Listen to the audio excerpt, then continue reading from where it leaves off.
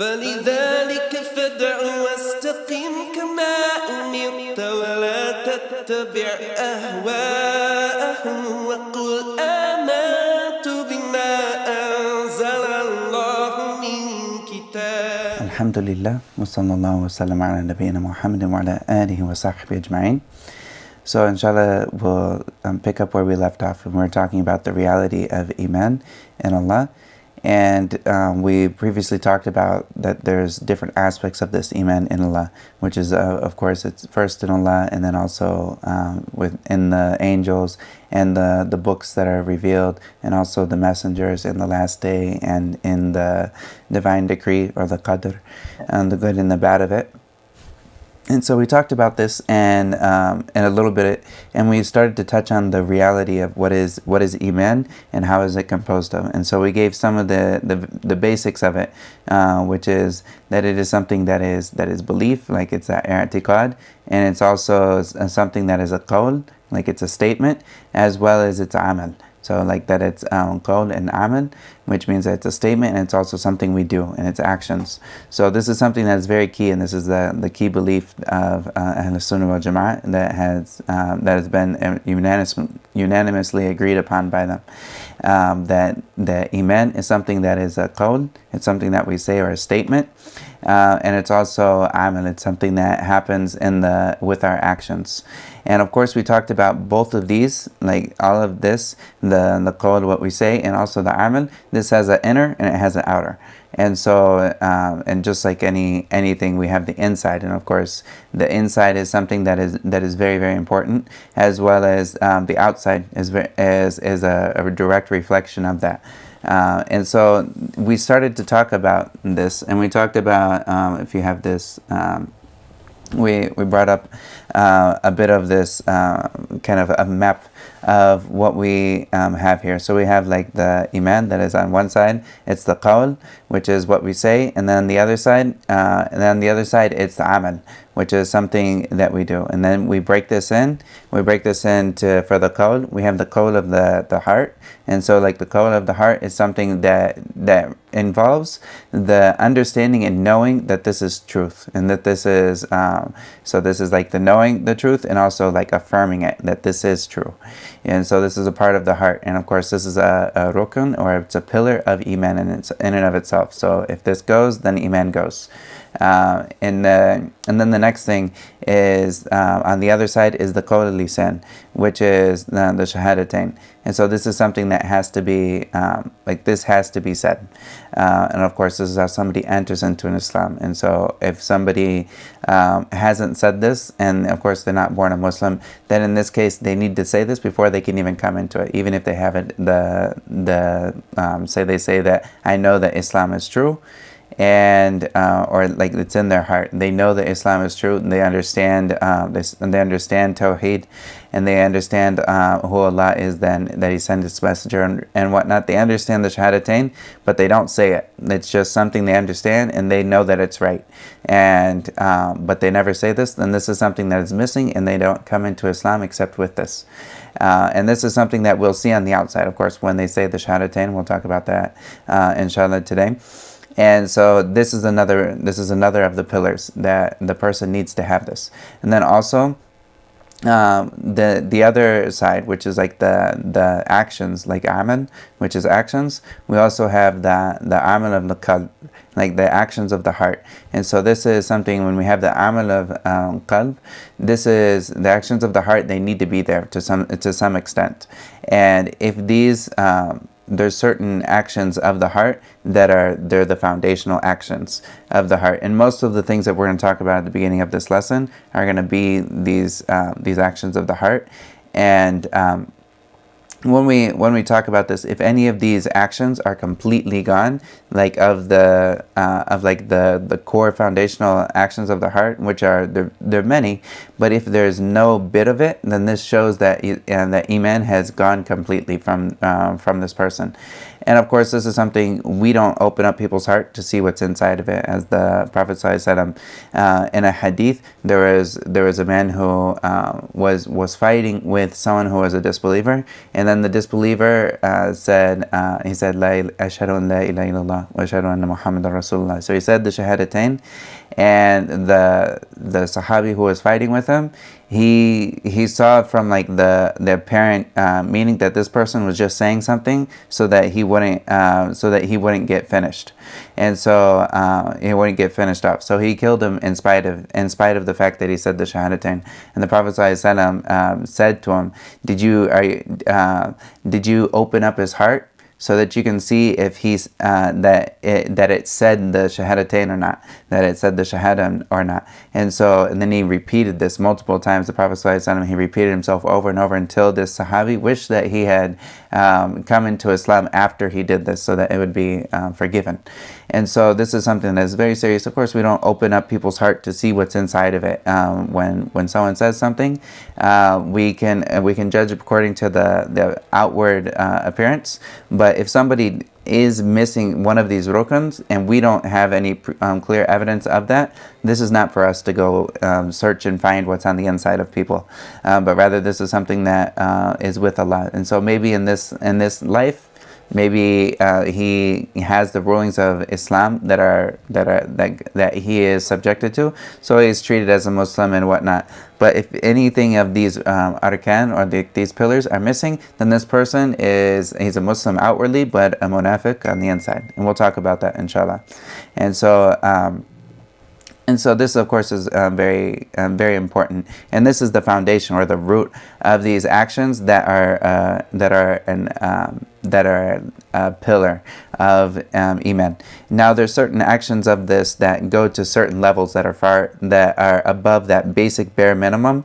Anything that goes above like that basic bare minimum, then this person, anything above that is something that like finishes off the iman, and this is something that is like it completes the iman that is there for that person. And it's to different levels, whether it's from wajib and it completes the iman that is obligatory for this person, or it completes the iman that is like the higher levels of people that have that strong belief. And this is another level. And then there's also the al-lisan, which is like the actions of the tongue, and we'll talk about that. And this is certain things such as dua, and when we call on Allah and we pray and we make dhikr and we read the Quran and we teach, and these things fall under that category. And also there's the amal al-jawarih, which is like the actions of the limbs. And this is something that happens, of course, we talked about that there's the four pillars of Islam besides the shahadatain. The four pillars of Islam, salat, zakat, som, and hajj. These all are something that some people have said this is a part of that without it there's no Islam, and some people have said there is Islam, but he's missing something that is obligatory from that, so he's subject to punishment. And if Allah wants, then he can forgive him, and if Allah wants, then he deserves to be punished, and Allah would punish him if Allah decrees that. And so this is one area of a difference of opinion. And then the rest of the actions that we're called to do or that we're prohibited from doing, these things are connected with iman as well, but it's not something that affects the validity of one's Islam. Like this person is still a Muslim even if he does do some of the things that are whether it's great sins, or he leaves off some of the things that are called for him to do, that he's obligated to do. And so this is the basic format. And of course these four things, there's four rukun, or there's three of them that without a doubt that this is a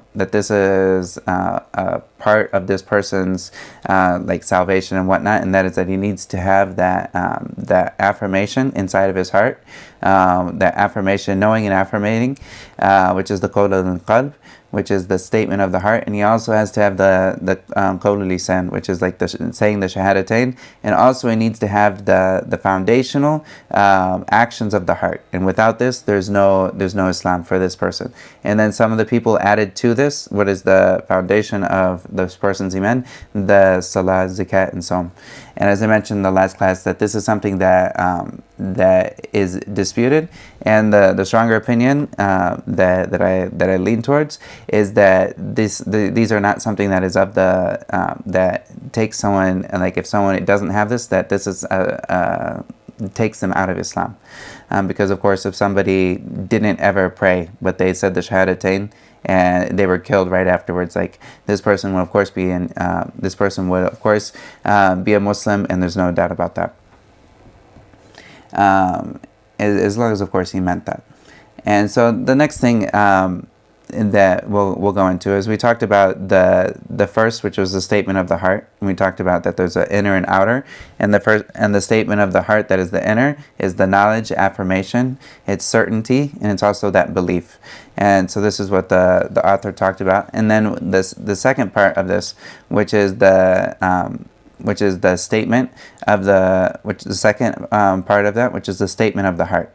And so the author here, Dr. Mohamed Yousri, Hafidhullah, he says, وَالثَّانِي عَمَلُ الْقَلْبِ وَهُوَ الْإِخْلَاصُ لِلَّهِ وَتَعْظِيمُ وَالْقَبُولُ وَالتَّسْلِيمُ وإذعان له والولاء والخوف منه والرجاء والمحبة والحياء والإجلال والتقى والإخبات والرضا والتفكر والصبر والصدق والشكر والخضوع والخشية والتأله وإنابة والتوكل والاستعانة ونحو ذلك. So he says here, the second action of the heart is, or like the action, or like these are the actions of the heart, is first ikhlas, which is sincerity to Allah. And of course, without this, of course, nothing matters. Like if somebody does not enter Islam for the sake of Allah, and then they don't have this sincerity or this like authenticity between them and Allah, then this is something that none of the outward things will affect, will make any effect. And of course, there's a level of this which is like has to be there. Like if it wasn't there, then this person is basically lying to other people and lying to himself. And this is like a munafiq, that he doesn't have even the littlest amount of sincerity. But also this sincerity to Allah goes up to great levels, and all of this that goes up, this is people are at different levels of this. Not everybody's at the same level when it comes to like their ikhlas for Allah. But the part of it that is a pillar of iman is the bare minimum, like that the fact that he's sincere when it comes to that he says the shahadatain, that he's sincere, that he is supposed to worship Allah, and that when he worships Allah, he does this for Allah. Like even if it's the bare minimum that he does it, there's something there of that sincerity to Allah. And then the next one is which is at-ta'zim. And at-ta'zim is making something, I said here is exaltation, but ta'zim, it means that you understand that Allah is great, and you make Him out to be great, and you see that Allah is great in all of the things that He does, and that this is something that Allah holds a great status. And like the opposite of this is if someone was to like make fun of Allah, or to make fun of the prophets and whatnot. This shows that this ta'zim has totally gone, because this person no longer sees the status of Allah, but rather he thinks that it's okay for him, or he like has the ability to make fun of Allah or His messengers or the books of Allah. Like this is something that shows that this exaltation or this ta'zim has been removed. And of course, as I mentioned, this is something that we only know this from what comes out of someone's mouth, or like what they actually do. But this is something that is a part of the actions of the heart. Like holding that reverence and that ta'zeem is something that is very important for every single individual. And the next thing that he brings here is, he says, wal-qabulu wat-taslim wal-id'anu lah. And so he says, an acceptance and submission and compliance to Allah. Like these things are parts of the heart that we absolutely need. And every single Muslim, of course, we accept that what Allah has given us, such as the Deen of Islam, and we accept that Allah is as He told us, and we accept whatever comes to us in the Sharia. We understand that this is the Sharia, and this is what is called this is what is called for us to do. And also taslim, which is submission. Like this submission has to be there. So if you have someone that doesn't have this action of submission, then this is something that shows that this person's, like, their heart is not there. And so there was a video that I was seeing from like a Christian, what appeared to be a Christian. He talked about the Quran, he talked about Islam, and he talked about all these things, and it was as if he agreed that the Quran was revealed from Allah, and that Muhammad ﷺ was the messenger of Allah. And from what he was saying, this was all apparent from what he was saying, that we need to learn about the Quran and whatnot.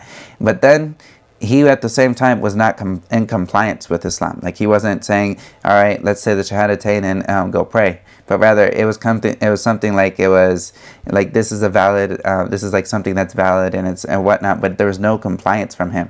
And without that compliance from him, there's no Islam for him. Even if he says that there's no God worthy of worship except Allah, and that Muhammad is the messenger of Allah. If he believes this and he says this, but he's not in any state, he's not saying this out of compliance, but rather he's saying this out of, like, as a matter of fact, then this person hasn't actually come with Islam. He needs to come with that compliance and with that submission to the ruling of Allah. And without that, then this person won't enter into Islam without that. And this was something that, like, looking at it, what he was saying, I was like, okay, this person looks like he's right on the right track, but he needs to take that submission to Allah, that is like Islam in and of itself, like taslim, which is like the submission, or giving oneself over to that, and also having that id'an to Him, which is like compliance to what Allah has called us to do. And of course, if you look at like Iblis, he knows Allah, and he knows that Allah is the only one worthy of worship, or in this sense, like, he knows that Allah is the creator of the universe and the one in control and whatnot. But at the same time, when he was told to prostrate to Adam alayhi salam, and Allah told him to do this, he had this like, no, he had this, no, I'm not going to comply in any way, shape, or form, and I got my reasons, and I don't need to do this. This was something this is what took him out of his state of Islam before. This is what took him out of that and made him a believer, a disbeliever, after having that high rank and status, such as being with the angels and whatnot. And so when he totally got rid of that compliance to what Allah had to say, then this was something that when he showed this, it was apparent. And of course he says, lam akun li asjud. And so he says, I'm not gonna, like, this is not something I'm gonna do in the worst of and like the most blatant like defiant way. And of course this defiance to comply with what Allah has given, this is kufr. It's like, this is the opposite of the iman that is required. And of course, like, when it comes to kufr, and we'll talk about this, all of these things have like an opposite to it, and the opposite of anything that is in iman is kufr. And just like there's a foundation, there's a root, like there's an asl to iman, there's also a root and asl to kufr. And if somebody has some of the branches of kufr, it doesn't mean that they have the asl of kufr. Like, it doesn't mean that they have the foundation or the root of kufr. Like, so some people may fall into things that are kufr, but this is of the branches, so it doesn't necessarily negate the asl of iman. And some people may have they will have the asl of kufr, and then and if they have the asl of kufr, then their iman will never, whatever they come up with, good things or anything else, if they have that asl or that foundation of kufr, then this is something that takes away their iman. And so like the opposite of iman would be like kufr. So like we have here, the compliance to Allah is a part of that iman. And so if somebody is totally defiant to complying with Allah, and they have none of this, then this is like a root of kufr, which of course negates any Islam or iman. And so the next thing that the author here says is wal-wala'u. And so wala, as I translated it here as allegiance, but also this wala also has like other meanings to it as well, which encompasses a type of love, but it's holding that allegiance to Allah and to Allah's cause, and that we always are on the side of Allah wherever it comes to these things, and we're not ever going on to like the other side of like the disbelievers against Allah and His Messenger and the believers. So this is a part of this asl of iman here. And so this allegiance with Allah. And also the next thing it says here is wal khawfu minhu wal raja, and also which is the fear of Allah and also the hope. And this is these two things are very important. Of course, I put these together in a single thing because they go hand in hand. Like having fear of Allah is very important, and also having that hope for Allah and hoping for His mercy and hoping for Him to forgive us and to guide us and to keep us on the straight path. And this is something that we need, both of these things. We can't just say that I only have hope and I don't have fear. Like this is something that we need both of these together. And someone, if they have too much of, or if they have one without the other, then this will create an imbalance that can be very harmful. So of course, these two should always be together, like having a fear of Allah and a respect and honor and whatnot, which will come up with the next couple actions. But this is what is very important, as well as the hope that Allah will forgive us. Because if we're terrified of the last day and the punishment, but we don't have any hope, then this is also this is a very serious thing. As this comes in, that there's no one despairs from the mercy of Allah except the people who are disbelievers. And then the next thing that he mentions here is wal-mahabbatu wal-haya'u.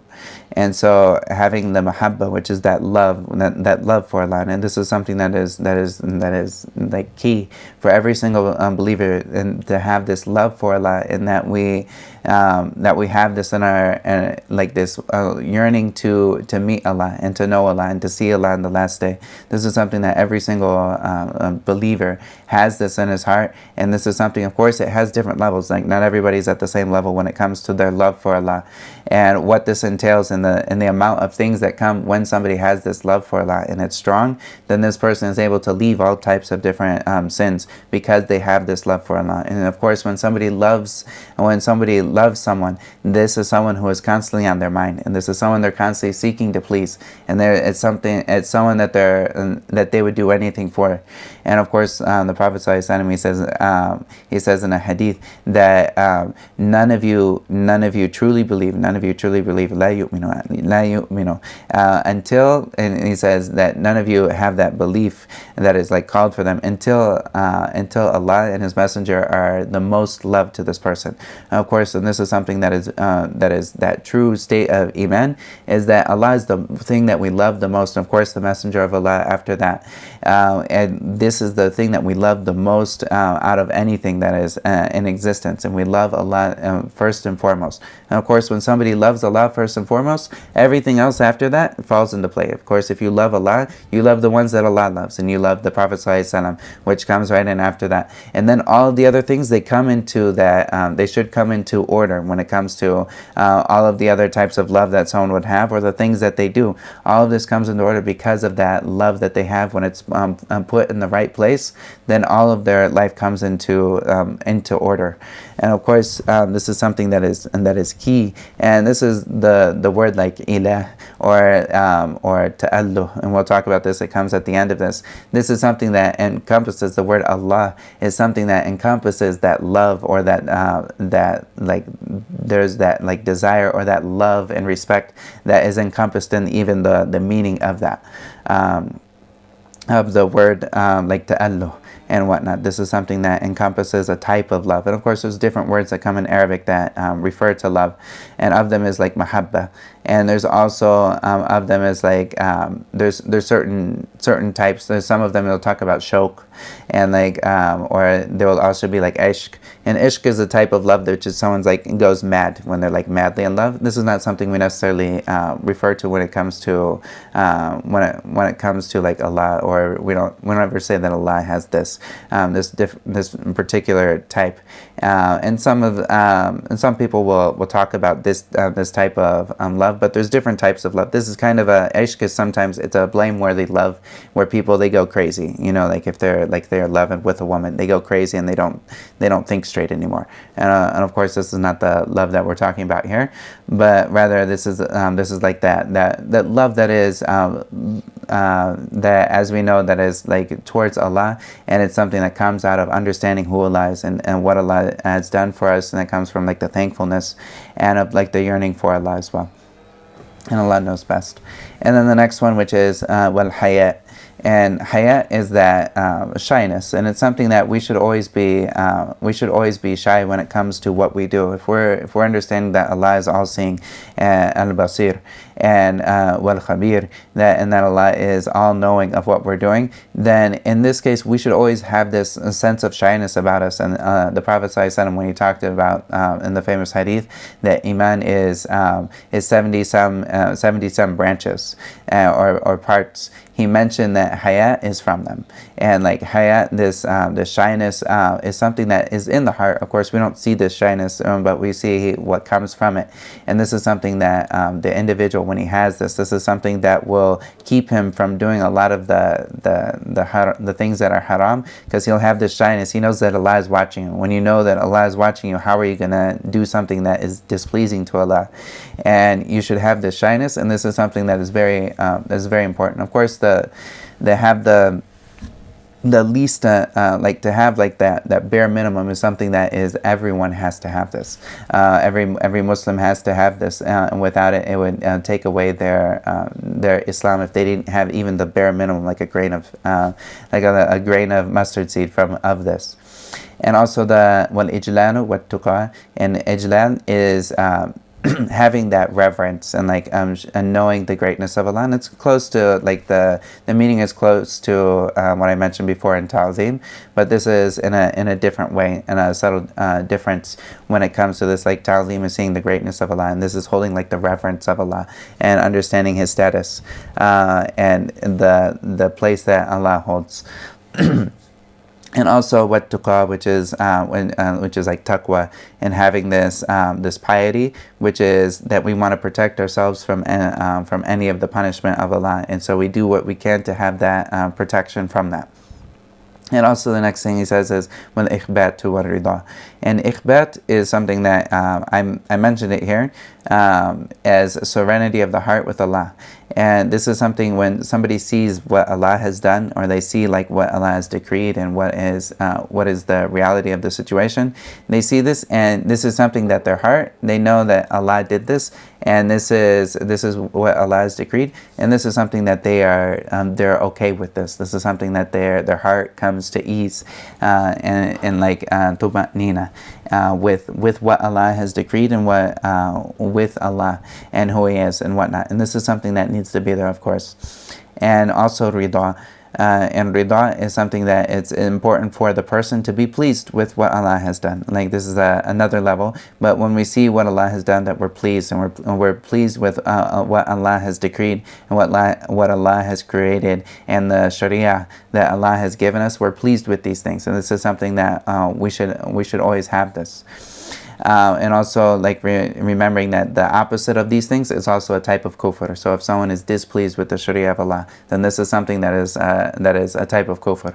And also like if somebody they don't think that they're not like they're not satisfied with what Allah has done, but rather they think that this is something that is wrong. This is like a type that goes into this type of disbelief, and, as this is the opposite of some of these meanings that we have mentioned here. And all these meanings, all of them have like many texts and that go behind them with these things. And also the tafakkur was sabr. And so he says here what tafakkur, and tafakkur is contemplation and making sure that we are or like this, having this in this contemplation in what Allah, in like the ayat of Allah. And so many times in the Quran we'll see that Allah will tell us either to do this or to do this, or to He'll give us rulings here and there, and then He'll say لَعَلَّكُمْ تَتَفَكَّرُونَ, like so that you will think about these things and contemplate it. And of course this is a religion of contemplation, and like that we should always have this idea of contemplating. Like if someone looks into the creation itself, we can contemplate and see the wisdom of the creation, which shows us just a small amount, like of the wisdom of Allah that Allah has in the creation. When we see this in the creation, there's no way, like if we go and we look at like the wisdom, or like the contemplating like the ways of a bee, for example, or the ways of an ant, or like how they live their life cycle, and how they go from one thing to another, how they gather things. All of these things, like if we were to ponder them, or to ponder the stars, or to ponder all of the different things that we can see in like the world, as well as the Sharia and all of these things, pondering them and running them over in our mind and contemplating this is the type of the action of the heart. And this is something that is very key for people to make sure that they do these things.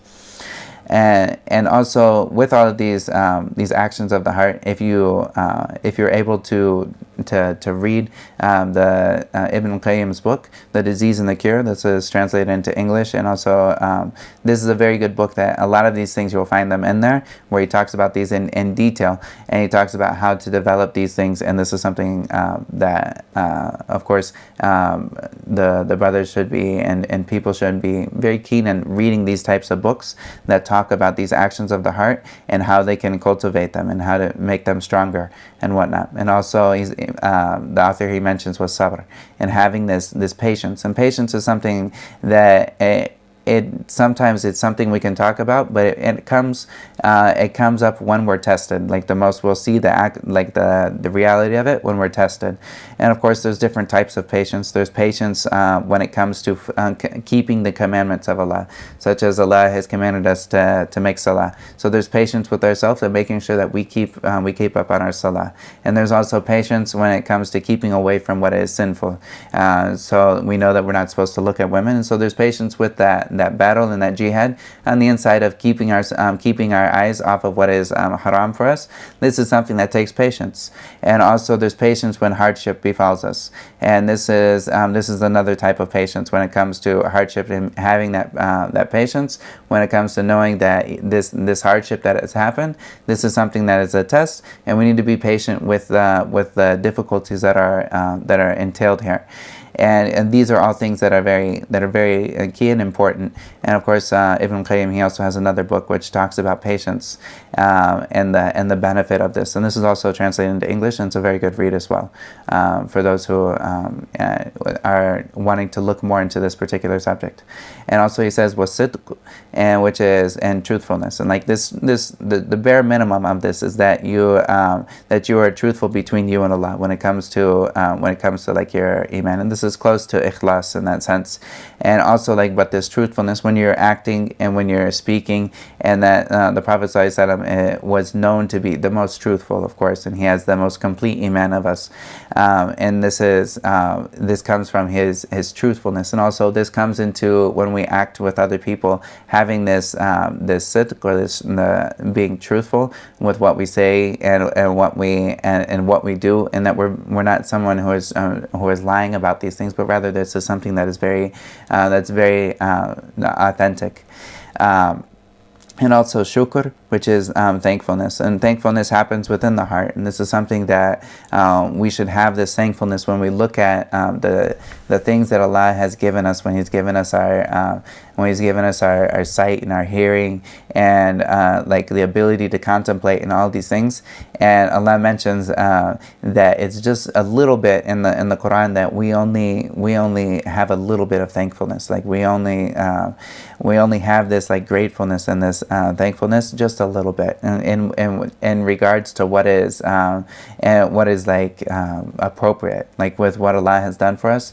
The amount of thanks that we give back to Allah, how much is this? And this is something that when we look at the blessings that Allah has given us, our thankfulness is something that it can never reach that the amount of blessings that Allah has given us. But this is something that we should always strive to work and to increase our thankfulness. And this is something that happens within the heart, and also this is something that goes out into the limbs as well. Like the actions that we do are also a part of shukr, and thankfulness. Of course, acting thankfully is another part. But there's also this sense here that's also in the heart itself. And also he says wal-khudu' wal-khashya. And so these are two words that are close in their meaning. Khudu' is like bringing yourself, is like humility or lowliness, like bringing yourself down. Of course, when you are worshiping Allah and you put your face onto the ground, and you make sujood to Allah, this is something you're making yourself lowly, and you're putting yourself down, and Allah is someone who is greater than you, and so you know that this is someone that you respect and you revere, and you lower yourself to what Allah has told you. And so this is a type of humility. It also comes from reverence, but this is a type of humility that is more focused on it's more focused on coming low and lowliness. And then the other part, which is khashya, which also is like this, but it encompasses fear of knowledge, based on knowledge. When you know who Allah is, and you know that Allah is the most severe in punishment, and you also know that that Allah's greatness, or we contemplate these matters, this will result in khashya, which is a type of fearful reverence, which is also a type of humility as well. But this is more, encompasses a type of fear accompanied with reverence. That is for Allah, which is called khashya. And also with ta'alluh. And then he says here in ta'alluh, which is that love-filled worship. And I mentioned that the word even Allah. So we have the word Allah, like it comes from this root, which is the hamza, the lam, and the ha. And this is something that encompasses that love, and that love that is very strong, which is like that worshiping love. And this is a thing that we should have for Allah. And we should have this love, that love-filled worship for Allah. And this is, of course, at different levels for each individual, but we should always work and do what we can to contemplate and bring these things together and have the greatest that we can of these. And also wal-inaba. And inaba is also like tawbah. It's like turning back and repentance, turning back to Allah. And there's subtle differences between inaba and tawbah, but they in general, they mean like to turn back to Allah and to repentance. And this is something that is important for us, of course, to make sure, and Allah tells us وَأَنِيبُوا, and He tells us to turn back to Allah, and this is something that is very important. And also with tawakkul, and tawakkul is having trust in Allah, and trusting that trusting in Allah. And of course, this is not a negligent trust, like someone who says, I'm not going to take the means to get what I'm wanting, but I'm just going to trust Allah. No, but this is after someone has taken the means of that, and they've done what is required of them. They trust that the matter is in Allah's hands. If Allah, and so this is something that we trust in Allah in these things. And of course, this is of the great actions of the heart, that is very important for the believer, and it will bring a lot of peace and serenity when somebody has this tawakkul in Allah. And also wal-isti'ana, and we say every single day in our salah, iyyaka na'budu wa iyyaka nasta'in. When we say nasta'in, this is this isti'ana, which is we seek help, and we seek this help from Allah, and we seek His assistance in everything that we do. And of course, if we want to do something and Allah doesn't want us to do this is never going to happen. This is something that, of course, we need Allah's help with everything that we do. And also then the author, he says وَنَحْوُ ذَلِكَ, and he says, and what's like that? And he says this because the amount of actions of the heart, there's many actions of the heart, and if we were to try to list them out, it would fill up books, and there are books for this, such as like as I mentioned, there's books from Ibn Qayyim that he talks about these actions of the heart, and they're also found sometimes some of the books of Sufiya, like the Sufi books. Sometimes they'll have actions of the heart that they'll talk about in great matter, and some of this is good, and sometimes they go overboard in certain areas, which they go over to different extremes in that. So one should be careful when it comes to that. But some of the basics of what they have, like which is like the purification of the soul, where you call it like tazkiyah or zuhd. This is something that is required from us, and we can find it in these types of books, like more explanation of the types of actions of the heart. And the next thing that the author here he says, which is very important and connected to that, is he says وَأَعْمَالُ الْقُلُوبِ أَصْلُ كُلِّ خَيْرٍ أَصْلُ كُلِّ خَيْرٍ وَعَنْهَا يَسْتُرُ كُلُّ بِرٍ وَهِيَ عَلَى الْعَبْدِ أَلْزَمُ وَأَوْجَبُ وَفِي الْآخِرَةِ أَنْفَعُ وَأَثْوَبُ. And so he says here, the actions of the heart are the foundation of every good, and from it comes every righteous action. And this is the most important imperative action for the worshipper, and the most obligatory. And in the akhirah, it is the most beneficial and most rewarded action.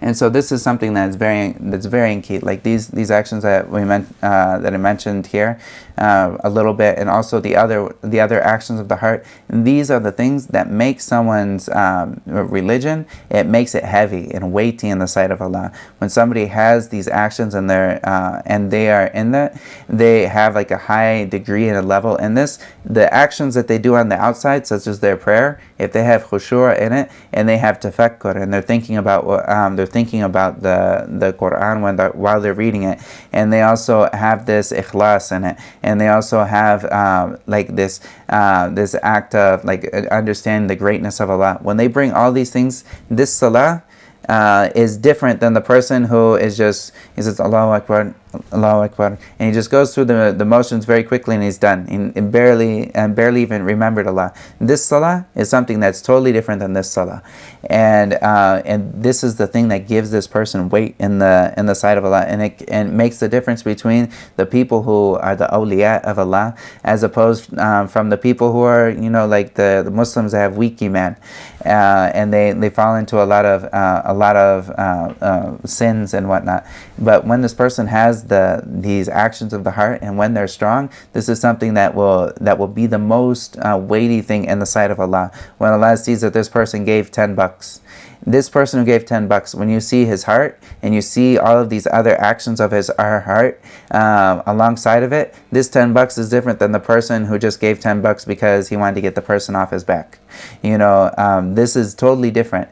And so of course when it comes to what is required from us with Allah, like these actions, if there's a bare minimum for imam to even be there, and then there's also a part of this which is obligatory for every person to have. And if this person doesn't have this obligatory level, which is the wajib, if he doesn't have this wajib or this obligation, then this is something that he could be punished for not having these things in his heart to the level that is required of him. And of course, and if he's over this, he's going to have greater reward for the actions that he does, even if it's seemingly like the same amount. He gave $10, he gave $10, but this $10 is different than this $10 because of the actions of the heart. And this is something that's very important for someone to see and to cultivate. And this is not something that necessarily comes about just from reading about it or learning about it, but rather this is something that comes about by practicing it and being aware of oneself and being mindful of the actions that they do, as well as the actions of the heart, what's going on inside, and working on cultivating this and reading the Quran with contemplation. And so the next thing that the author here, he says, and this is something that is the foundation. He says, وَأَعْمَالُ الْقُلُوبِ أَصْلُ خَيْرِ كُلِّ خَيْرٍ. And so this is every single good thing. This is the foundation of it. This is where all of it comes from. It comes from this, from the actions of the heart. And then also looking at what the Prophet ﷺ said in the hadith that's also in like al-bayan an-Nawawi, the Prophet ﷺ said, if there's a piece of flesh, or there's a morsel of flesh in the body, if it's good, then the rest of the body will be good, and if it is corrupted, then the rest of the body will be corrupted. And he says, and this morsel, this is the heart. And so of course, when the person's heart is good, then the rest of what is in their body and what they do is something that will be good. But if it's corrupted, or these actions are so weak in it, then the rest of the body will also respond accordingly with that similar reaction. And then also he says, وَعَنْهَا يَسْتُرُ كُلُّ بِرٍ. And so he says, and this is from these actions, every single good thing will come from it. And this is, of course, when we looked in and we talked about these actions, you can see how when somebody contemplates this in their heart, it will come out with actions that we can't even know the extent of the actions that will come from these things. And وَهِيَ عَلَى الْعَبْدِ أَلْزَمُ وَأَوْجَبُ. And this is, of course, like something that is more obligatory for us. Like these things are the most obligatory things, even though, if we have books of fiqh that say this is obligatory, salah is obligatory in this time, and then these are the shurut for salah. These actions of the heart, these are something that is even more obligatory than this. Yes, all of it is obligatory, but this is something that is more obligatory. And of course, this is something that doesn't necessarily get talked about in fiqh, but rather it's something that is absolutely necessary for the individual. And tazkiyah is something that is important for that purification of the soul is something that is absolutely important and obligatory for each individual to work on and to learn what they need to learn to make sure that they have this. They have this in their heart, and it's the most obligatory things that is upon them. And he says also in the after, and وَفِي الْآخِرَةِ أَنْفَعُ وَأَثْوَبُ. And then in the afterlife, this person, this will be much more weighty for them in the afterlife, and will help them much more than like some of the actions of their heart. I mean, from like some of the actions, just doing actions on the outside without having this, this is something that will be much more beneficial for this person. Of course, there's the hadith that the Prophet ﷺ, he narrates, the hadith of the bitaka, which is the card, that there's a man that comes on the day of judgment, and Allah shows him his sins, and his sins are in scrolls that are as far as the eye can see, and he knows all of this is what he has done, all of his sins. And Allah asks him, that, do you know this? Is this something that you have done? And he knows this, and he affirms that. And then this goes onto the scale, and then on the other side of the scale, and there's a bitaka, like just a little card that comes, and it has La ilaha illallah on it, and it has the shahada on that. And so then he puts that on the scale, and then the rest of all of these sins, they fly. And the authors, when they talk about the scholars, when they talk about this hadith, they talk about why, yes, there are definitely not everybody who says La ilaha illallah has all of their sins fly away from them. We know that Allah has warned and talked about the punishment of people that have done sins. So of course, everybody comes with La ilaha illallah. So what's the difference? What's the difference between this and the person who comes with La ilaha illallah, but he at the same time he is subjected to punishment, or he has different stern warnings that are stern promises of a punishment for him, and that are given. So what's the difference between this? In the bringing together, they say this person, when he said La ilaha illallah, he said this with a heart full of iman. These actions of the heart were full to the brim, and then he didn't do anything after that negated this. He some of them will say he died in a state while he said La ilaha illallah with that repentance, with a heart full of these actions of the heart. And so because of that, this La ilaha illallah, even though it's just La ilaha illallah, it was something that threw all of the other sins, as far as the eyes could see for him, that it threw all of these other sins on away because of the weight of this La ilaha illallah. And of course, this is something that when someone who says La ilaha illallah, this is not everyone who says this sentence is of the same weight. And of course, this comes when someone is contemplating, they understand its meaning, and they say it out of love and adoration for Allah, and they say this with repentance to Allah and looking for this is something that carries much more weight on the Day of Judgment than someone who just says it because it's because they like saying it and they know they're supposed to say dhikr, so they say la ilaha illallah. And so of course these differences are different according to like the actions of the heart. And of course when we look at the actions of the Sahaba, what makes Abu Bakr different than us is like these actions of the heart that he had, and this is we can see this with the stories that are narrated that show these things from them as well. And so then the next thing the author here says is وإذا زال قول القلب وعمله بالكلية فأهل السنة مجمعون على زوال الإيمان بالكلية.